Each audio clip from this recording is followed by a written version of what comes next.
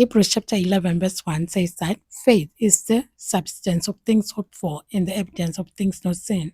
Verse 6 goes on to say that without faith, it is impossible to please God. Genesis chapter 1 says, in the beginning, God created the heaven and the earth. It goes on to say that the earth was formless, it was shapeless, it was void, and there was nothing.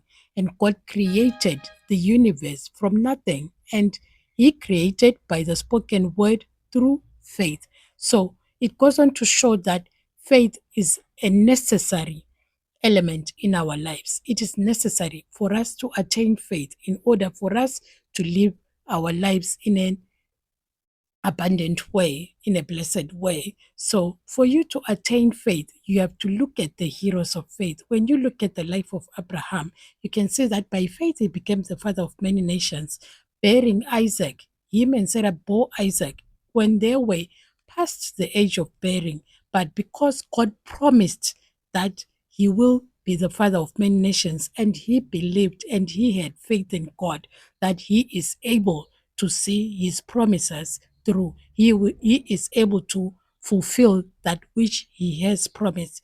He lived by faith and actually bore Isaac. And even when God said, sacrifice your only son, he did not withhold that son, though he knew that God would bless him through Isaac to make him the father of many nations. He actually wanted to sacrifice him, knowing and believing in God and having faith in God that he can actually resurrect Isaac and still make him the son that would make him the father of many nations. So when you look at the life of Enoch as well, the word of the Lord says that he did not see death.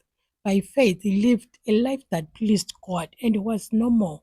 And also, you see in the life of Noah that he actually built an ark when God had told him divinely that you ought to build an ark because he wants to destroy men, because men were just evil before God. So he built that ark in faith. So, looking at all of this, you realize that faith is actually a necessary part of your faith walk. Otherwise, if you do not have faith, it will be difficult for you to attain the blessing and the promises that God has promised for you. So, in essence, all I'm saying is that you need to develop your faith. In the next video, we'll talk about how to develop your faith. Now that we've set a foundation that you actually need faith as a Christian for you to live a fulfilled, abundant life.